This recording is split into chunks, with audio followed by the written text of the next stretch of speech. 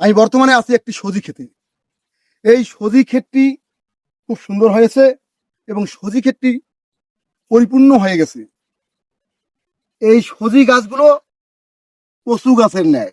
মূলত আপনারা দেখলে মনে করবেন এগুলো কচু গাছ, কিন্তু এগুলো কচু গাছ নয়। এগুলো উত্তরাঞ্চলে এগুলোকে বলা হয় সজি ক্ষেত বা সজি গাছ। এই সজি ক্ষেতটি পরিপূর্ণ হয়ে আসছে। এগুলো হচ্ছে সজি, মাটির নিচে হয়। এই সজির এগুলো হচ্ছে বই, এগুলো খেতে হয়। এগুলো মাছ, মাংস ও সবজি হিসাবে খাওয়া যায়।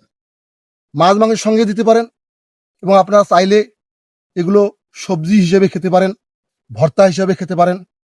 আপনারা চাইলে এরকম সজি লাগাতে পারেন ও খেতে পারেন। আমি আরিফ চৌধুরী আপনাদেরকে এই সজি ক্ষেত এবং সজি খাওয়া সম্পর্কে কিছু তথ্য দিলাম। আপনাদেরকে ভালো লাগলে লাইক, কমেন্ট, শেয়ার করবেন। ভালো থাকবেন, সুস্থ থাকবেন। আল্লাহ হাফেজ।